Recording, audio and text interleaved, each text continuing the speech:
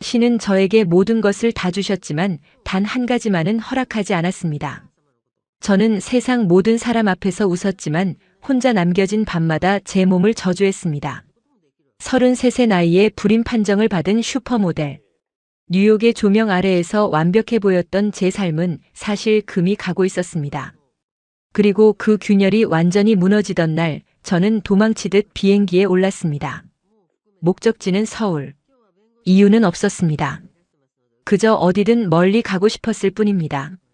공항 밖으로 나서는 순간 차가운 바람이 얼굴을 스쳤고 저는 이상하게도 눈물이 멈추지 않았습니다. 그때만 해도 몰랐습니다. 이 도시가 제게 기적을 안겨줄 거라는 사실을요. 당신이라면 그 순간 무엇을 느꼈을까요? 본 영상은 스토리를 재구성한 이야기입니다.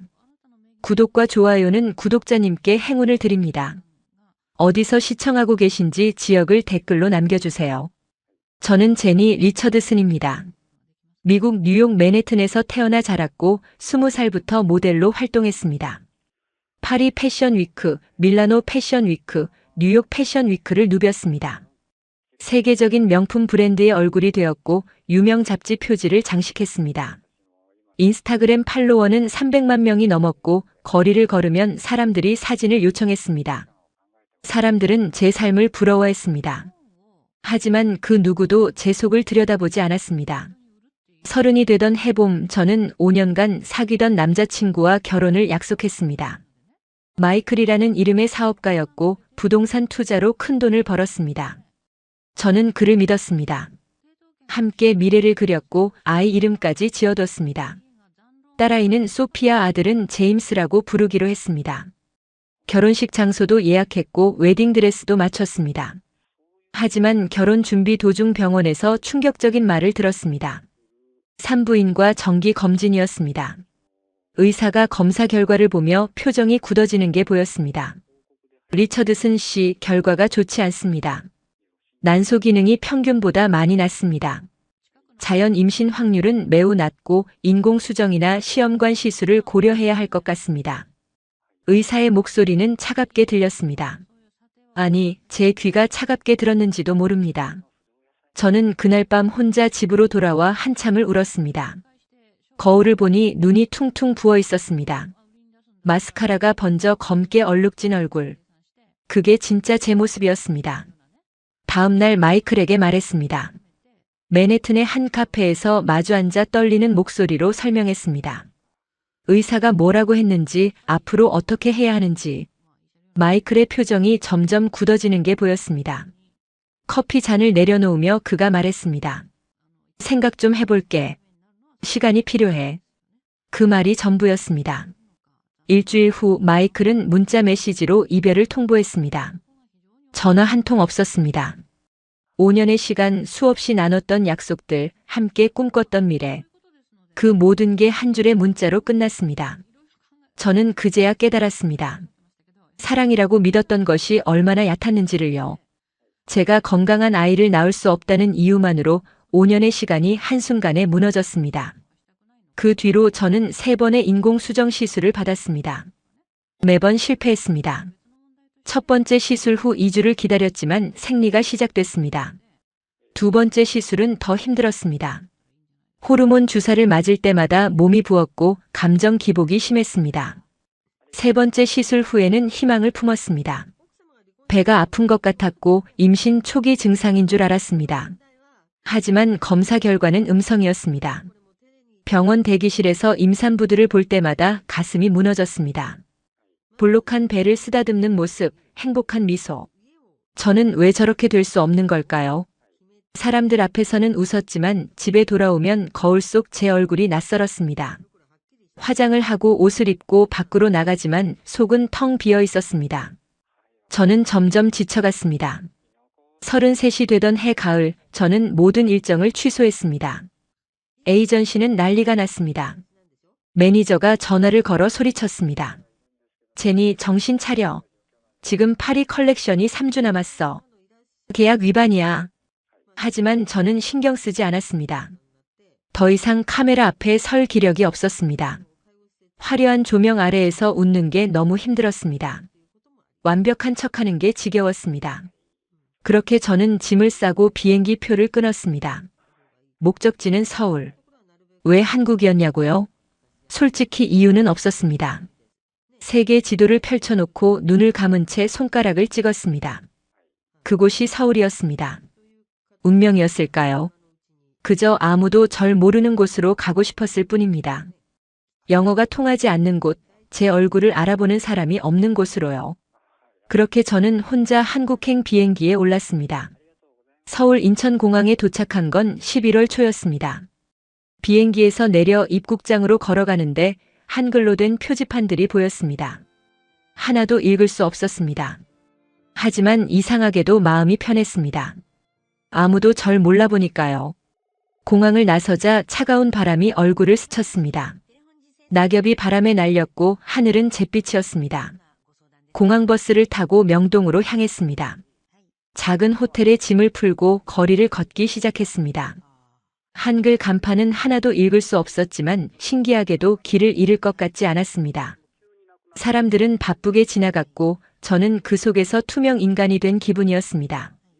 뉴욕에서는 항상 누군가의 시선을 의식했는데 이곳에서는 아무도 저를 쳐다보지 않았습니다. 그게 외로웠지만 동시에 자유로웠습니다. 첫날 저녁 작은 식당에 들어갔습니다. 메뉴판에 사진이 있어서 손으로 가리켰습니다. 주인 아주머니가 뭐라고 물었지만 알아듣지 못했습니다. 그냥 고개를 끄덕였습니다. 나온 음식은 김치찌개였습니다. 맵고 뜨거웠지만 이상하게도 계속 먹게 됐습니다. 땀이 났고 코끝이 얼얼했습니다. 하지만 맛있었습니다. 이틀째 되던 날 저는 북촌 한옥마을을 걷고 있었습니다. 호텔 직원이 추천해준 곳이었습니다. 조용한 골목길, 기와 지붕, 그리고 따뜻한 햇살. 모든 게 평화로웠습니다.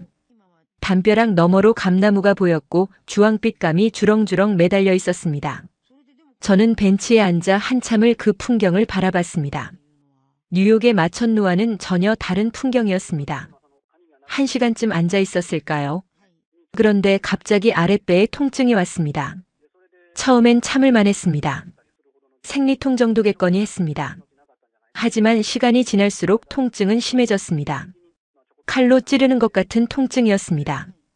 식은땀이 났고 숨쉬기가 힘들어졌습니다. 저는 길가에 주저앉았습니다.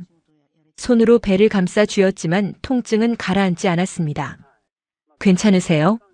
누군가 영어로 물었습니다. 고개를 들자 중년 여성이 걱정스러운 표정으로 저를 보고 있었습니다. 안경을 쓰고 등산복을 입은 모습이었습니다. 저는 고개를 저었습니다. 말이 나오지 않았습니다. 병원 가야 할 것 같아요. 구급차 부를게요. 여성은 누군가에게 전화를 걸었고 한국말로 빠르게 무언가를 말했습니다. 10분쯤 지났을까요? 구급차 소리가 들렸습니다. 사람들이 달려왔고 들것에 저를 눕혔습니다. 그 순간 눈앞이 흐려졌고 저는 정신을 잃었습니다. 깨어났을 때 저는 응급실 침대에 누워 있었습니다. 하얀 천장, 소독약 냄새, 그리고 멀리서 들리는 기계음. 옆에는 간호사가 서 있었고 그 뒤로 한 남자가 차트를 보고 있었습니다. 흰 가운을 입고 청진기를 목에 걸친 모습이었습니다. 키가 크고 어깨가 넓었습니다. 정신이 드셨군요. 얼마나 아프셨어요? 그가 영어로 말했습니다. 목소리는 차분했지만 단호했습니다.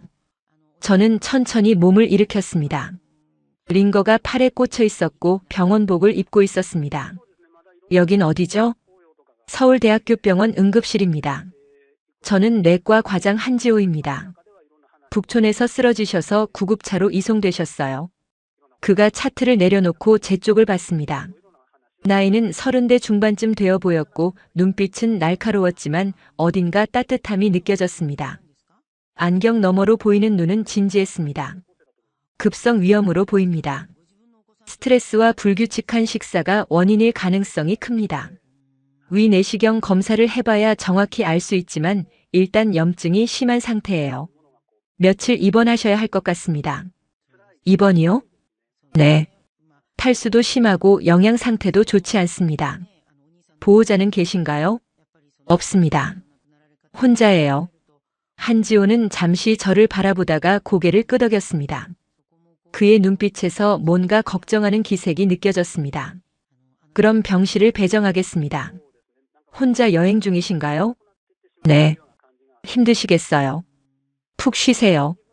제가 자주 들를게요. 저는 고개를 끄덕였습니다. 다른 선택지가 없었습니다. 그렇게 저는 서울의 한 병원에 입원하게 되었습니다. 입원 첫날 밤 저는 병실 창문 밖을 멍하니 바라봤습니다. 서울의 야경이 펼쳐져 있었습니다. 수많은 불빛들이 반짝였고 강 건너편으로 높은 빌딩들이 늘어서 있었습니다. 남산타워가 멀리 보였고 조명이 켜져 있었습니다. 저는 그 속에서 제가 얼마나 작은 존재인지 느꼈습니다. 뉴욕에서는 누군가의 시선을 의식하며 살았는데 이곳에서는 아무도 절 몰랐습니다. 그게 외로웠지만 동시에 자유로웠습니다. 다음 날 아침 7시 한지호가 회진을 왔습니다. 뒤따라 인턴과 레지던트들이 들어왔습니다. 5명 정도 되는 것 같았습니다. 한지호는 차트를 확인하고 물었습니다. 어제보다 좀 나아지셨어요? 네, 많이 좋아졌어요. 링거 맞고 나니까 훨씬 나아요. 다행입니다. 오늘 위 내시경 검사 예정이고요. 결과 보고 치료 방향을 정하겠습니다. 혼자 여행 중이신가요? 네. 가족은요? 미국에 있습니다. 부모님은 뉴욕에 계세요. 한지호는 고개를 끄덕이고 더 이상 묻지 않았습니다. 하지만 그의 눈빛에서 뭔가 걱정하는 기색이 느껴졌습니다. 회진이 끝나고 사람들이 나갔지만 한지호는 잠시 머뭇거렸습니다. 혹시 필요한 거 있으면 말씀하세요. 간호사실에 연락하시면 되고 제 번호도 드릴게요. 급한 일 있으면 언제든 연락하세요. 명함을 건넸습니다.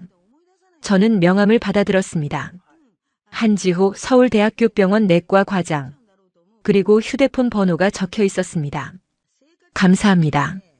천만에요. 푹 쉬세요. 그리고 나갔습니다. 저는 그의 뒷모습을 바라봤습니다. 바쁜 사람이구나 그런 생각을 했습니다. 하지만 친절하구나 그런 생각도 들었습니다. 오후에 위내시경 검사를 받았습니다. 힘들었습니다. 목마취를 하고 내시경을 넣는데 구역질이 났습니다. 하지만 참았습니다. 검사 결과 위염이 맞았고 위 점막에 염증이 심했습니다. 한지호가 결과를 설명해 줬습니다. 스트레스성 위염입니다. 약물 치료하면 좋아질 거예요. 하지만 근본적으로는 스트레스를 줄여야 해요. 무슨 일이 있으셨나요? 그 질문에 저는 대답하지 못했습니다. 뭐라고 말해야 할지 몰랐습니다. 사흘째 되던 날 저는 복도를 천천히 걷고 있었습니다. 링거를 끌고 한 바퀴 도는 게 의사의 지시였습니다. 운동을 해야 회복이 빠르다고 했습니다. 복도 끝에는 작은 휴게실이 있었고 창밖으로 정원이 보였습니다. 단풍나무가 있었고 붉은 잎이 바람에 흔들렸습니다. 저는 그곳에 앉아 쉬고 있었습니다. 그때 한지호가 반대편에서 걸어왔습니다. 그는 커피 2잔을 들고 있었습니다. 저를 보자 잠시 멈춰 섰습니다. 여기 계셨네요. 컨디션은 좀 어떠세요? 좋아지고 있어요. 약 먹으니까 많이 나아졌어요. 다행입니다. 한지호는 제 옆 의자에 앉았습니다. 그리고 커피 한 잔을 건넸습니다. 마실 수 있어요. 위에 자극이 없는 디카페인이에요. 저는 커피를 받아들었습니다. 따뜻했습니다. 한참을 말없이 앉아 있었습니다. 창밖으로 노인 2분이 산책하는 게 보였습니다. 서로 손을 잡고 천천히 걸었습니다. 그 모습이 평화로워 보였습니다. 하나 여쭤봐도 될까요? 한지호가 먼저 입을 열었습니다. 네, 물론이에요. 왜 혼자 여행을 하시는 거죠? 건강도 안 좋으신데. 가족이나 친구랑 오시지 그러셨어요. 그 질문에 저는 잠시 말을 잃었습니다. 대답하기 어려운 질문이었습니다. 하지만 이상하게도 거짓말을 하고 싶지 않았습니다. 이 사람 앞에서는요. 도망치려고요. 뭘로부터요? 제 인생으로부터요. 실패한 삶으로부터요. 한지호는 아무 말도 하지 않았습니다. 그저 고개를 끄덕이고 커피를 마셨습니다. 판단하지 않는 눈빛이었습니다. 그리고 잠시 후 말했습니다. 인생에서 도망칠 수는 없어요. 어디를 가도 자신은 따라오니까요. 하지만 잠시 쉬어가는 건 괜찮습니다. 오히려 필요하죠. 여기서 푹 쉬세요. 아무 생각 말고요. 그 말에 저는 고개를 끄덕였습니다. 위로가 됐습니다. 조언이 아니라 공감이었습니다. 한지호는 자리에서 일어났습니다. 내일 퇴원하실 수 있을 것 같아요. 약 처방해 드릴게요. 오늘 저녁에 다시 올게요. 저녁에요? 회진 시간 아닌데요. 그냥 인사차 들를게요. 퇴원 전에요. 그리고 복도로 사라졌습니다. 저는 그가 건넨 커피를 마시며 창밖을 봤습니다. 이상했습니다. 이 낯선 도시에서, 낯선 병원에서, 낯선 사람에게서 위로를 받고 있었습니다. 그날 저녁 8시쯤 한지호는 다시 병실로 찾아왔습니다. 손에는 작은 보온병을 들고 있었습니다. 가운을 벗고 평상복 차림이었습니다. 한국 전통차입니다. 생강차예요. 몸에 좋고 소화도 잘 돼요. 저는 그 차를 받아들고 한 모금 마셨습니다. 달콤하면서도 따뜻한 맛이었습니다. 생강의 알싸한 맛이 목을 타고 내려갔습니다. 맛있어요. 고마워요. 다행이네요. 한국 음식 좀 드셔보셨어요? 김치찌개 먹어봤어요. 맵지만 맛있더라고요. 잘 드시네요. 외국 분들은 김치를 힘들어 하시는데 그렇게 자연스럽게 대화가 이어졌습니다. 한국 음식 이야기, 서울 여행 이야기. 편안한 대화였습니다. 그리고 그날 밤 저는 처음으로 누군가에게 제 이야기를 털어놓기 시작했습니다. 퇴원 전날 밤 밖에는 비가 내렸습니다. 가을비였습니다. 창문을 타고 흐르는 빗물을 보며 저는 내일이면 이곳을 떠난다는 생각을 했습니다. 호텔로 돌아가고 며칠 후 미국으로 돌아갈 것입니다. 그리고 다시 예전의 삶으로 돌아가겠죠. 하지만 이상하게도 마음 한편이 아팠습니다. 이곳을 떠나기 싫었습니다. 이 병실이, 이 병원이, 이 도시가 편안했습니다. 저녁 무렵 한지호가 병실로 들어왔습니다. 평소와 달리 가운을 벗고 일반 옷차림이었습니다. 청바지에 검은색 니트를 입고 있었습니다. 평소보다 훨씬 편안해 보였습니다. 퇴원 전에 산책이나 하시겠어요? 병원 정원에 작은 카페가 있습니다. 비가 와서 운치 있을 거예요. 저는 고개를 끄덕였습니다. 함께 복도를 걸어 내려가 정원으로 향했습니다. 비는 점점 더 세게 내렸고 한지호가 우산을 펼쳤습니다. 큰 검은색 우산이었습니다. 우산 하나를 함께 쓰게 되었습니다. 어깨가 닿았습니다. 한지호의 체온이 느껴졌습니다. 정원 안작은 카페 앞 벤치에 앉았습니다. 지붕이 있어서 비를 피할 수 있었습니다. 한지호는 따뜻한 커피 2잔을 사왔습니다. 라테였습니다. 저는 커피를 받아들고 한참을 말없이 있었습니다. 빗소리만 들렸습니다. 정원의 나무들이 비에 젖어 있었고 빗방울이 잎사귀 위에서 튕겼습니다. 말씀하셨던 것, 도망친다는 거요. 무슨 일이 있었는지 들어줄 수 있습니다. 말하기 싫으면 안 하셔도 되고요. 한지호의 목소리는 조용했습니다. 강요하는 느낌이 아니라 그저 들어주겠다는 느낌이었습니다. 저는 천천히 입을 열었습니다. 이상했습니다. 부모님에게도 친구들에게도 말하지 않았던 이야기를 낯선 사람에게 하고 있었습니다. 저는 모델이에요. 아니, 모델이었어요. 뉴욕에서 일했고 겉으로는 성공한 살처럼 보였죠. 잡지 표지 모델도 하고 패션쇼도 서고요. 사람들은 제 삶을 부러워했어요. 하지만 30살 때 병원에서 불임 판정을 받았어요. 한지호는 고개를 끄덕이며 들었습니다. 표정에 놀람이나 동정은 없었습니다.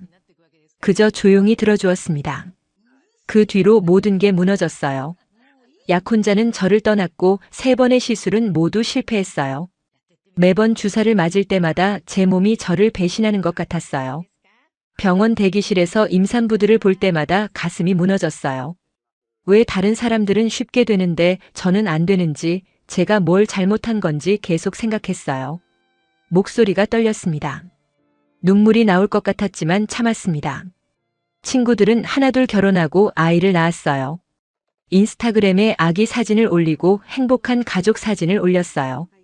전 그걸 볼 때마다 로그아웃 했어요. 너무 아팠거든요. 그리고 어느 순간 전 제 자신이 싫어졌어요. 거울을 볼 때마다 결함 있는 몸이 보였어요. 한지호는 커피를 내려놓았습니다. 그리고 조용히 말했습니다. 그건 당신 잘못이 아닙니다. 몸의 상태는 누구의 잘못도 아닙니다. 당신은 충분히 가치 있는 사람이에요. 아이를 가질 수 있든 없든 그건 당신의 가치를 정하지 않아요. 그 말 한마디에 저는 울음을 터뜨렸습니다. 지난 3년간 혼자 삼켜왔던 슬픔이 한꺼번에 쏟아졌습니다. 한지호는 아무 말 없이 우산을 제 쪽으로 기울여주고 제 등을 천천히 두드려 주었습니다.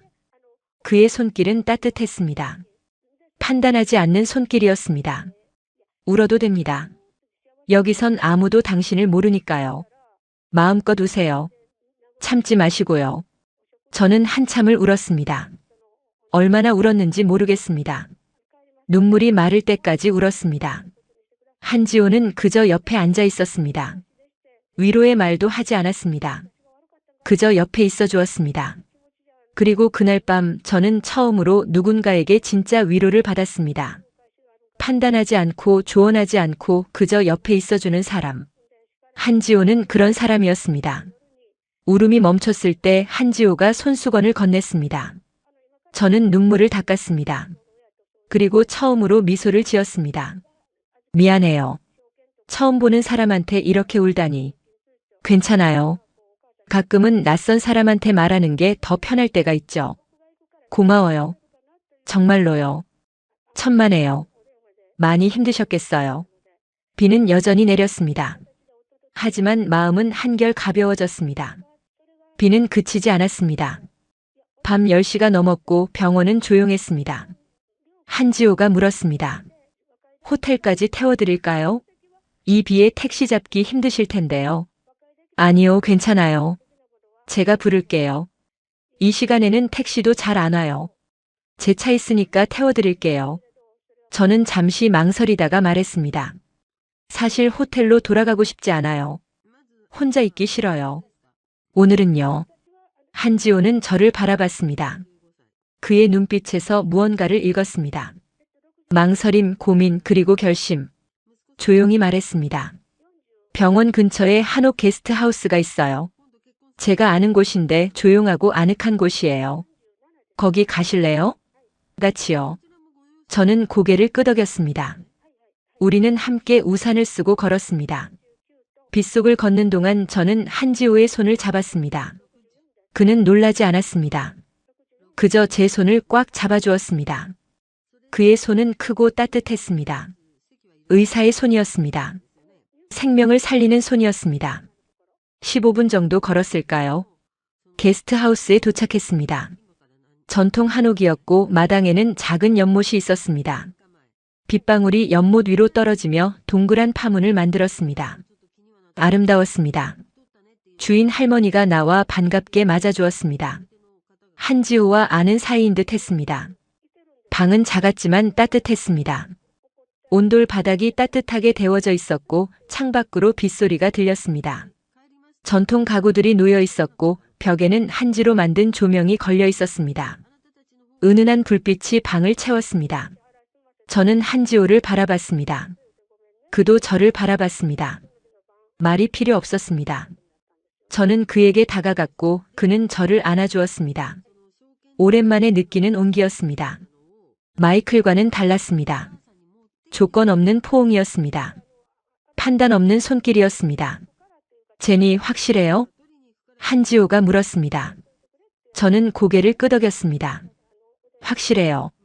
당신이 필요해요. 오늘 밤만이라도요. 그리고 그날 밤 저는 제가 여자로서 완전하다는 걸 처음 느꼈습니다. 불임 판정이 제 가치를 정하지 않는다는 걸 몸으로 느꼈습니다. 당신은 충분히 아름답습니다. 아이를 가질 수 있든 없든 그건 중요하지 않아요. 당신 자체가 소중한 사람이에요. 완벽한 사람이에요. 한지호의 말에 저는 눈물을 흘렸습니다. 그 말이 진심이라는 걸 알았기 때문입니다. 마이클은 한 번도 그런 말을 해주지 않았습니다. 항상 조건이 붙었습니다. 건강한 아이를 낳을 수 있다면, 완벽한 몸이라면. 하지만 한지호는 달랐습니다. 있는 그대로의 저를 받아들여 주었습니다. 그날 밤은 제 인생에서 가장 평화로운 시간이었습니다. 다음 날 아침 비는 그쳤고 하늘은 맑았습니다. 창을 열자 맑은 공기가 들어왔습니다. 한지호가 깨어났고 우리는 함께 아침을 먹었습니다. 할머니가 준비해 주신 된장찌개와 김치, 계란말이. 소박했지만 맛있었습니다. 언제 미국으로 돌아가세요? 한지호가 물었습니다. 모레요. 비행기 표가 그날이에요. 그렇군요. 침묵이 흘렀습니다. 저는 공항으로 향해야 했습니다. 한지호가 배웅을 나왔습니다. 공항 출구 앞에서 그는 말했습니다. 다시 올 거죠? 저는 대답하지 못했습니다. 확신이 없었기 때문입니다. 한국에 다시 온다는 게 현실적으로 가능할지 몰랐습니다. 제 삶은 뉴욕에 있었습니다. 일도 집도 모든 게요. 그저 고개를 끄덕이고 돌아섰습니다. 비행기에 오르며 저는 창밖을 봤습니다. 서울의 하늘이 점점 멀어졌습니다. 가슴이 아팠습니다. 이상했습니다. 일주일도 안 되는 시간이었는데 이 도시가 그리울 것 같았습니다. 그리고 한지호가요. 뉴욕으로 돌아온 저는 일상으로 복귀했습니다. 촬영 스케줄을 다시 잡고 사람들을 만났습니다. 에이전시는 제가 돌아온 걸 환영했습니다. 하지만 밤마다 서울이 떠올랐습니다. 한지호의 목소리, 그의 손길, 그리고 그날 밤의 온기가 생생했습니다. 저는 그를 잊으려 했지만 쉽지 않았습니다. 한 달이 지났습니다. 그리고 어느 날 아침 저는 몸의 변화를 느꼈습니다. 구역질이 났습니다. 아침마다 화장실로 달려가 토했습니다. 처음엔 식중독인가 했습니다. 중국 음식을 잘못 먹었나 싶었습니다. 하지만 며칠이 지나도 증상은 계속되었습니다. 유독 피곤했고 가슴이 아팠습니다. 브래지어가 작아진 것 같았습니다. 그리고 생리가 늦어지고 있었습니다. 혹시나 하는 마음에 약국에서 임신 테스트기를 샀습니다. 집으로 돌아와 화장실에서 검사를 했습니다. 3분을 기다렸습니다. 그 3분이 3시간처럼 느껴졌습니다. 심장이 빠르게 뛰었습니다. 2줄이 나타났습니다. 저는 믿을 수 없었습니다. 눈을 비비고 다시 봤습니다. 여전히 2줄이었습니다. 다시 검사했습니다. 또 2줄이었습니다. 세 번째 검사도 같은 결과였습니다. 손이 떨렸습니다. 저는 바로 병원을 찾았습니다. 3년 전 불임 판정을 받았던 그 병원이었습니다. 접수를 하고 대기실에 앉았습니다. 주변에는 임산부들이 앉아 있었습니다. 예전에는 그들을 볼 때마다 가슴이 아팠는데 오늘은 달랐습니다. 혹시 저도요? 검사 결과를 기다리는 시간은 고문 같았습니다. 30분이 30년처럼 느껴졌습니다. 의자에 앉아 손톱을 물어뜯었습니다. 발을 떨었습니다. 간호사가 이름을 불렀을 때 저는 벌떡 일어났습니다. 진료실로 들어갔습니다. 의사가 들어왔을 때 저는 숨을 참았습니다. 3년 전 불임 판정을 내렸던 그 의사였습니다. 그는 차트를 보며 놀란 표정을 지었습니다. 리처드슨 씨 축하드립니다. 임신하셨습니다. 그 순간 세상이 멈춘 것 같았습니다. 귀가 먹먹했습니다. 심장이 미친 듯이 뛰었습니다. 지금 뭐라고 하신 거죠? 임신입니다. 그것도 쌍둥이에요. 보세요. 여기 2개의 태낭이 보이죠? 의사가 초음파 화면을 가리켰습니다. 작은 점 2개가 보였습니다. 깜빡이는 점. 심장 박동이었습니다. 저는 화면을 멍하니 바라봤습니다. 하지만 저는 불임이에요. 선생님이 3년 전에 그러셨잖아요. 3번이나 시술 실패했고요. 의학적으로 설명하기 어려운 경우가 있습니다. 스트레스가 줄어들고 몸이 이완되면서 자연 임신이 되는 경우도 있고요. 마음의 짐을 내려놓으면 몸도 편해지거든요. 어쨌든 축하드립니다. 약 5주 정도 됐고 쌍둥이가 맞습니다. 저는 초음파 사진을 받아들고 한참을 들여다봤습니다. 작은 점 2개. 그게 제 아이들이었습니다. 제 몸속에서 자라고 있는 생명이었습니다. 3년간 간절히 원했던 기적이었습니다. 병원에서 나와 거리를 걷는데 눈물이 멈추지 않았습니다. 맨해튼 거리 지나가는 사람들이 이상하게 쳐다봤지만 신경 쓰지 않았습니다. 저는 그 자리에 주저앉아 울었습니다.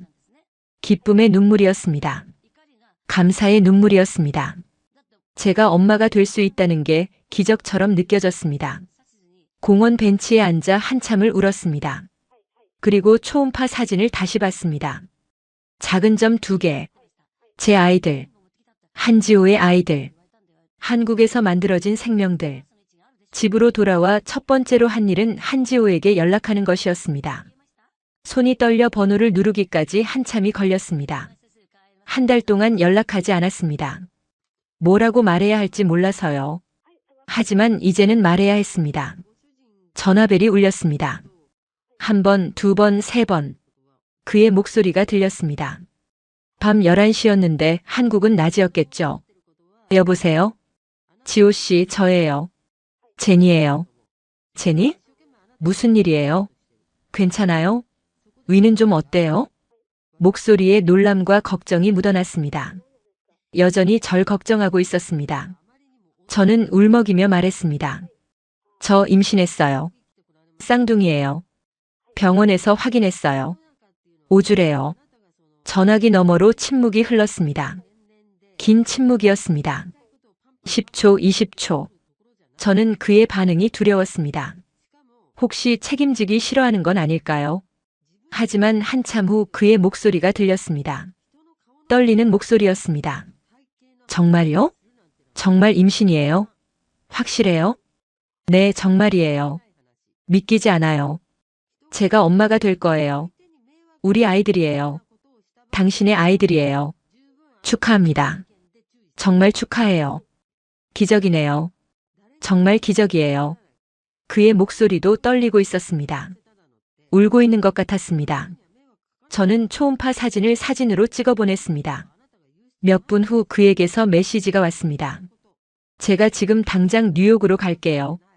혼자 두지 않겠습니다. 기다리세요. 꼭 갈게요. 그 말에 저는 다시 울었습니다. 이번엔 안도의 눈물이었습니다. 저는 혼자가 아니었습니다. 한지호는 약속대로 일주일 후 뉴욕으로 왔습니다. 휴가를 냈다고 했습니다. 공항에서 그를 봤을 때 저는 달려가 안겼습니다. 한 달 만이었지만 1년처럼 느껴졌습니다. 그는 저를 꽉 안아주며 말했습니다. 이제 혼자가 아니에요. 우리 함께 해요. 제가 책임질게요. 책임이 아니에요. 사랑이에요. 맞아요, 사랑이에요. 우리는 며칠간 뉴욕에 머물며 앞으로의 계획을 세웠습니다.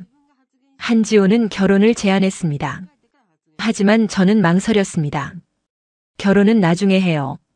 지금은 아이들이 먼저예요. 전 한국으로 가고 싶어요. 서울에서 아이를 낳고 싶어요. 왜 한국이에요? 뉴욕이 더 편하지 않을까요? 한국 의료 시스템을 신뢰해요. 그리고 무엇보다 당신이 그곳에 있잖아요. 전 당신 옆에 있고 싶어요. 한지호는 흔쾌히 동의했습니다. 병원 근처에 아파트를 구할게요. 제가 매일 출퇴근하면서 당신을 챙길 수 있어요. 어머니께도 말씀드릴게요. 어머니요? 뭐라고 하실까요? 걱정하실 거예요. 하지만 이해하실 거예요. 제 선택이니까요. 2달 후 저는 짐을 싸고 서울로 향했습니다. 이번엔 일주일 여행이 아니라 정착이었습니다. 한지호는 병원 근처 아파트 단지에 작은 투룸을 구해놨습니다. 깨끗하고 햇빛이 잘 드는 집이었습니다. 8층이었고 창밖으로 남산이 보였습니다. 저는 그곳에서 새로운 삶을 시작했습니다. 하지만 쉽지 않았습니다. 외국인 산모, 그것도 미혼 상태였기 때문에 주변의 시선이 따가웠습니다. 병원에 검진을 받으러 갈 때마다 사람들은 수군거렸습니다.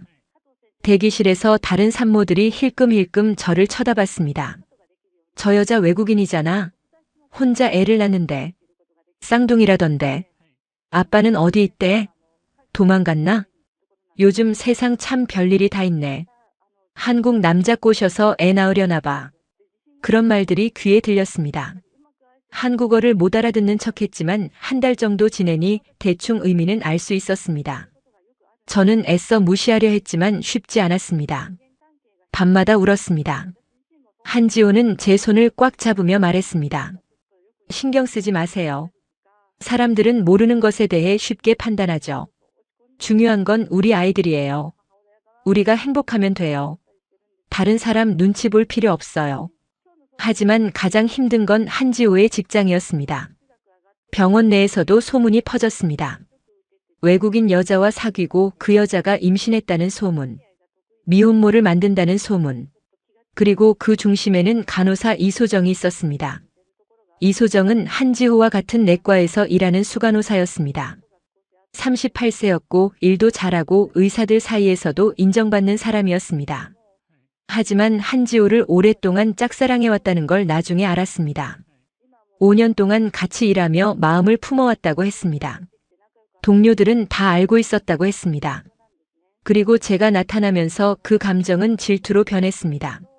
처음 병원에서 이소정을 마주쳤을 때 그녀의 눈빛은 차갑게 식어 있었습니다. 복도에서 우연히 마주쳤을 때였습니다. 임신 3개월째였고 한지호와 함께 검진을 받으러 가는 길이었습니다. 한지호가 소개했습니다. 이소정 간호사입니다. 우리 과에서 제일 오래 일했어요. 능력도 뛰어나고요. 만나서 반가워요. 저는 어색하게 웃으며 손을 내밀었습니다. 이소정은 제 손을 잡지 않았습니다. 그저 위아래로 저를 훑어보며 말했습니다. 한 과장님 여자친구시죠? 외국인이시네요. 신기하네요. 어디서 만나셨대요? 말투는 정중했지만 눈빛은 적대적이었습니다. 저는 손을 거두고 어색하게 웃었습니다. 한국 여행 왔다가 병원에서 만났어요. 아, 환자로요? 그럼 원나잇이네요. 그걸로 애까지 생기고. 요즘 그런 경우 많긴 하죠. 그 말에 저는 할 말을 잃었습니다. 한지호가 끼어들었습니다. 이 간호사 그런 식으로 말하지 마세요. 실례해요. 죄송해요. 그냥 궁금해서요. 다들 궁금해하던데요. 슈퍼모델이 한국에서 애나 낳겠다고 왔다면서요? 미국 병원은 안 좋나 봐요? 이소정은 그렇게 말하고 돌아섰습니다. 하지만 그 뒤로 병원 내에서 소문은 더 퍼졌습니다. 복도를 지나갈 때마다 사람들의 시선이 느껴졌습니다. 수군거리는 소리가 들렸습니다. 일주일 후 이소정이 직접 찾아왔습니다. 병원 카페테리아에서 한지호를 기다리고 있을 때였습니다. 그녀가 제 앞에 앉았습니다. 표정은 굳어 있었습니다. 손에는 커피 잔을 들고 있었습니다. 할 말이 있어요. 무슨 말이요? 지호 선생님은 제가 더 오래 알았어요. 5년 동안 같이 일했죠. 힘들 때마다 제가 옆에 있었어요. 밤샘 수술할 때도 힘든 환자 만났을 때도. 그런데 당신은 갑자기 나타나서 모든 걸 가져갔어요. 전 아무것도 가져가지 않았어요. 사랑은 누가 먼저냐의 문제가 아니잖아요. 마음의 문제죠. 마음? 당신이 그 마음을 아세요? 5년 동안 짝사랑하는 게 얼마나 힘든지 아세요? 이소정의 목소리가 높아졌습니다. 주변 사람들이 쳐다봤습니다. 그래요? 그럼 왜 한국까지 왔어요? 미국에서 나오면 안 돼요? 당신 나라에서요. 왜 하필 여기서 나와요? 지호 선생님 잡으려고요? 전 지호 씨를 사랑해요. 그리고 이 아이들을 사랑해요. 그게 전부예요. 당신이 어떻게 생각하든 상관없어요. 사랑? 웃기네요. 한 달 만에 생긴 사랑이요? 당신 같은 사람이 진짜 사랑을 알기나 해요? 슈퍼모델이 뭐가 부족해서 한국까지 와요? 나중에 아이 낳고 미국 가버릴 거면서요. 돈이나 뜯어내려고요.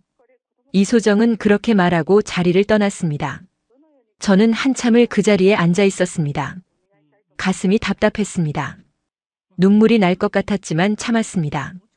뱃속에 아이들한테 안 좋을 것 같았습니다. 한지호가 왔을 때 저는 괜찮은 척했습니다. 하지만 그는 알아챘습니다. 이소정이 뭐라고 했죠? 얼굴이 안 좋아요.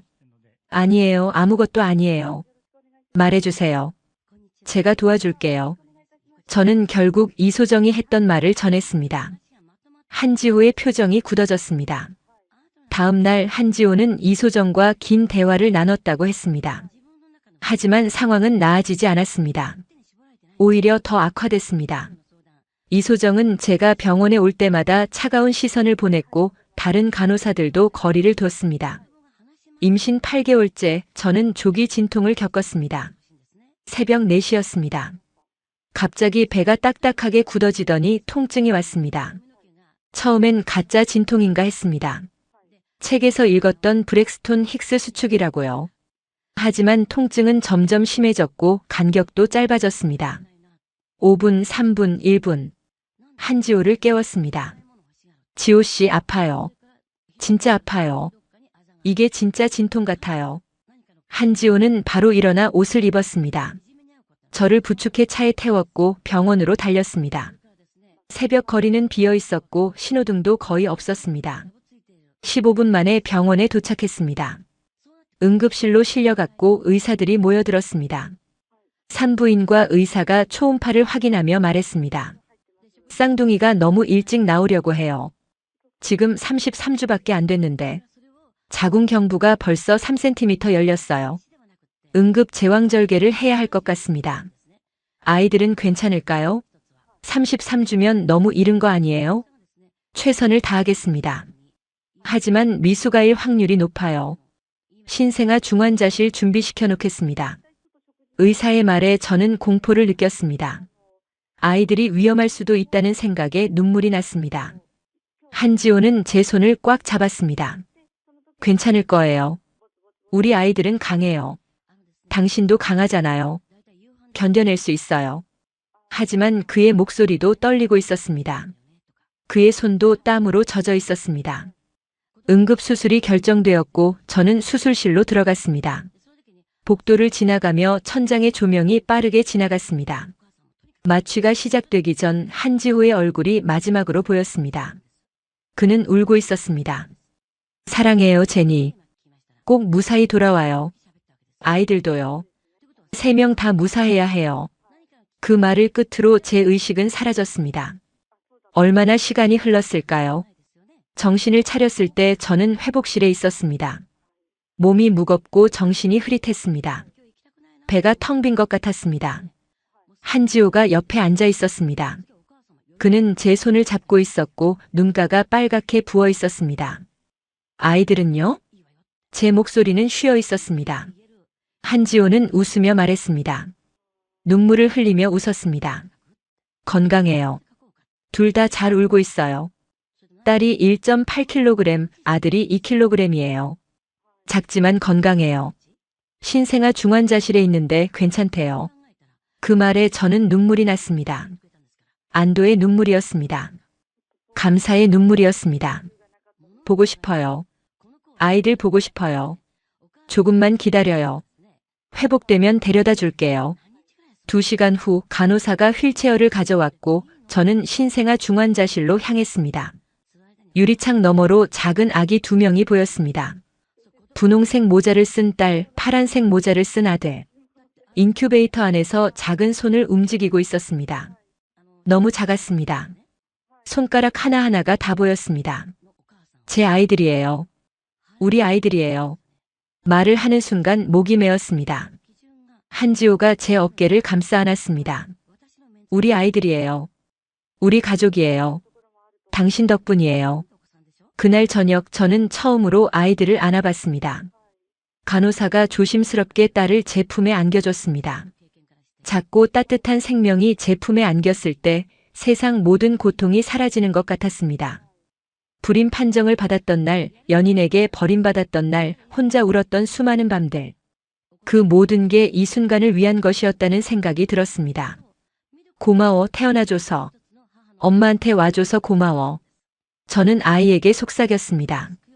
아이는 작은 눈을 뜨고 저를 바라봤습니다. 그 순간 저는 확신했습니다. 이것이 제 인생의 가장 큰 기적이라는 것을요.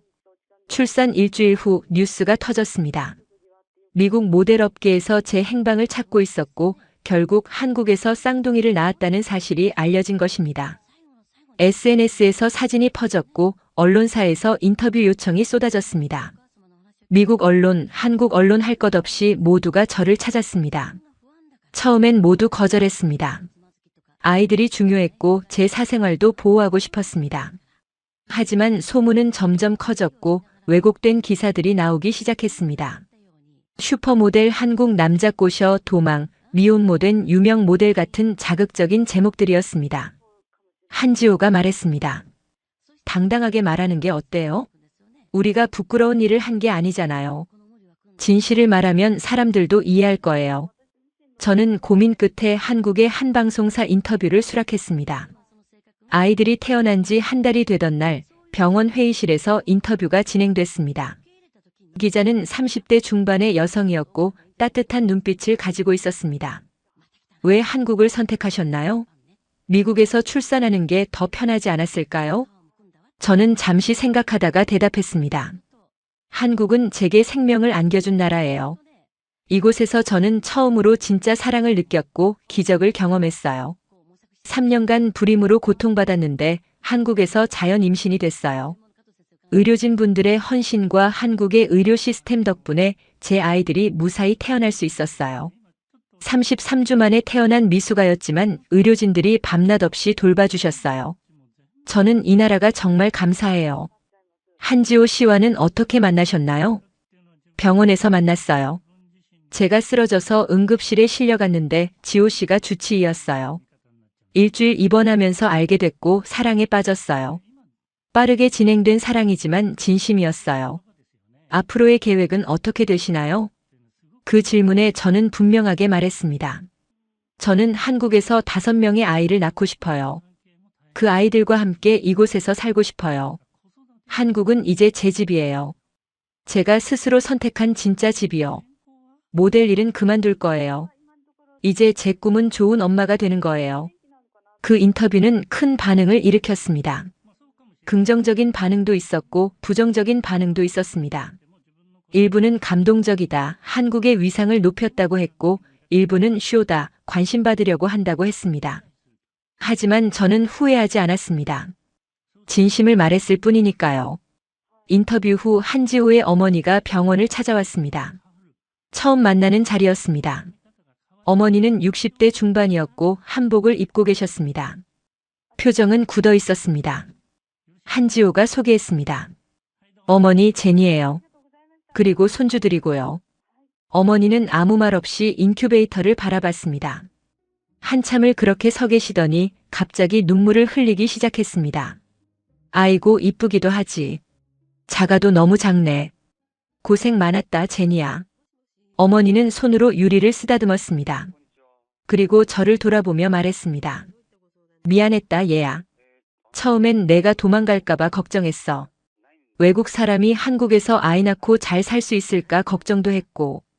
근데 인터뷰 보니까 진심이 느껴지더라. 우리 지호 진짜 사랑하는구나. 잘 왔다.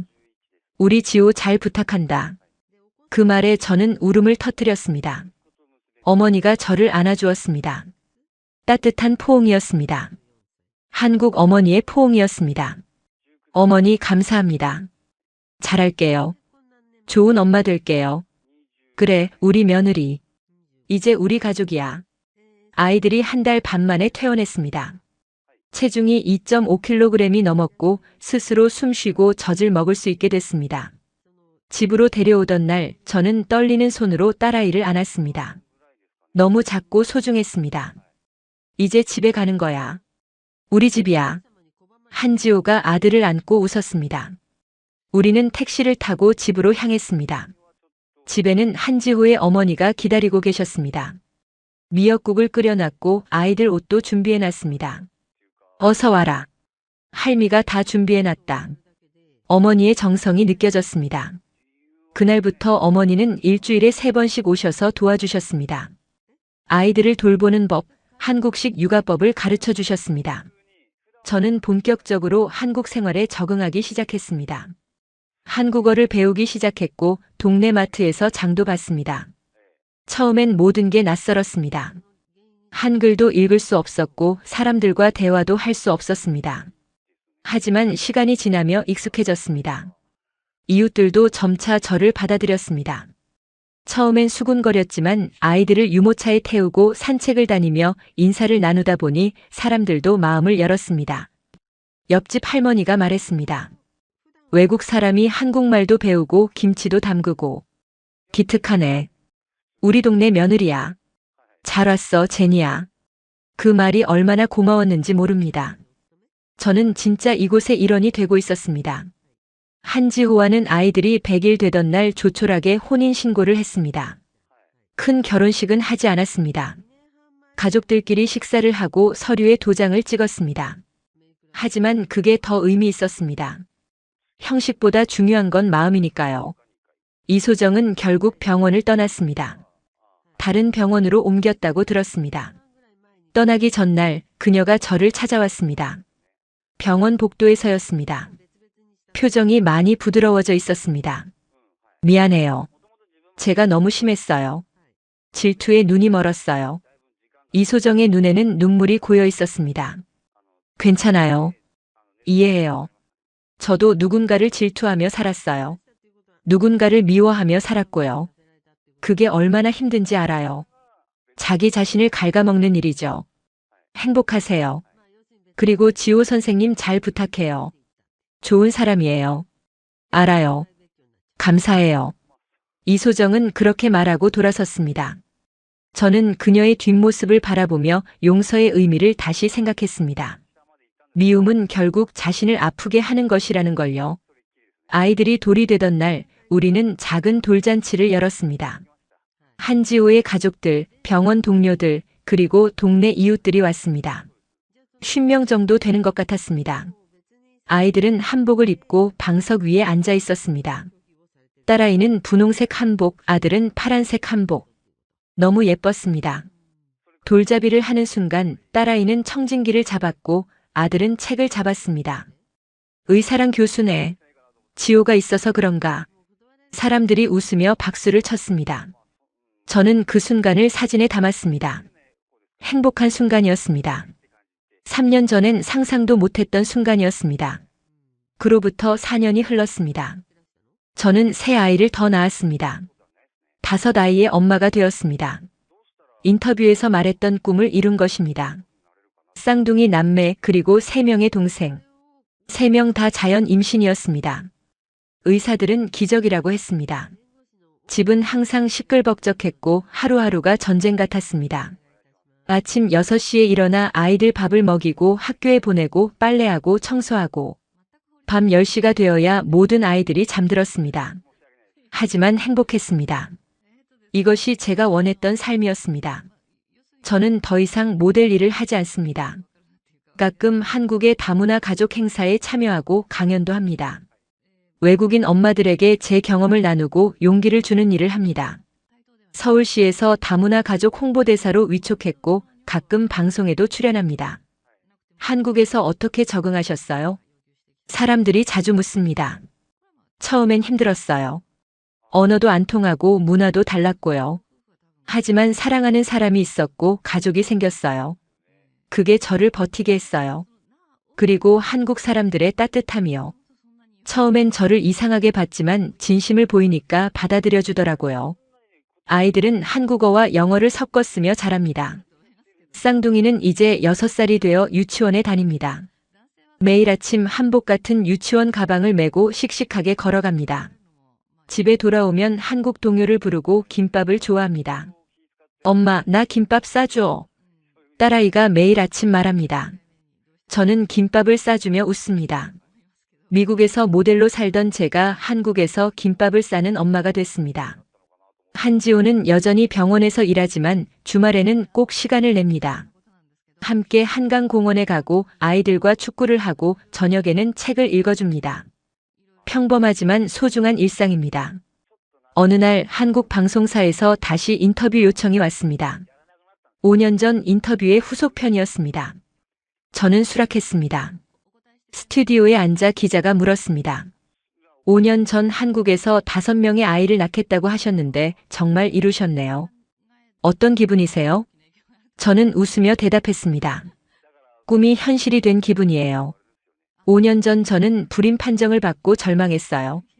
제 인생이 끝났다고 생각했죠. 하지만 한국에 와서 모든 게 바뀌었어요. 사랑을 만났고 기적을 경험했고 가족을 이뤘어요. 지금 제 인생은 완벽해요. 후회는 없으세요? 슈퍼모델이라는 화려한 삶을 포기하고요. 전혀요. 모델이었던 제니는 이제 없어요. 저는 이제 한국의 엄마예요. 5 아이의 엄마이고 한지호의 아내예요. 그게 제 인생 최고의 무대입니다. 어떤 패션쇼보다 값진 무대예요. 매일 아침 아이들이 엄마라고 부를 때 그게 제일 행복해요. 한국에 하고 싶은 말이 있다면요?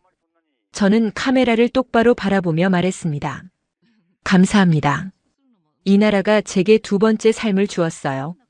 절망 속에 있던 저를 일으켜 세워주었고 가족을 안겨주었어요. 한국의 의료 시스템, 따뜻한 사람들, 아름다운 문화. 모든 게 감사해요. 저는 이제 한국 사람이에요. 그리고 무엇보다 대한민국 사람입니다. 그 말을 하며 저는 눈물을 흘렸습니다.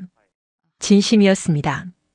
5년 전 도망치듯 이 땅에 왔던 제가 이제는 이곳을 진짜 집이라고 부를 수 있게 되었습니다. 방송이 끝나고 집으로 돌아왔을 때 아이들이 달려왔습니다. 엄마, 텔레비전 봤어. 5 아이가 한꺼번에 안겼습니다. 한지호가 뒤에서 웃으며 바라봤습니다. 저는 아이들을 꽉 안았습니다. 이것이 제 인생입니다. 화려하지 않지만 따뜻한, 완벽하지 않지만 행복한 제가 선택한 삶입니다. 33세 나이에 모든 걸 잃었다고 생각했던 제가 지금은 세상 그 무엇보다 소중한 것들을 얻었습니다.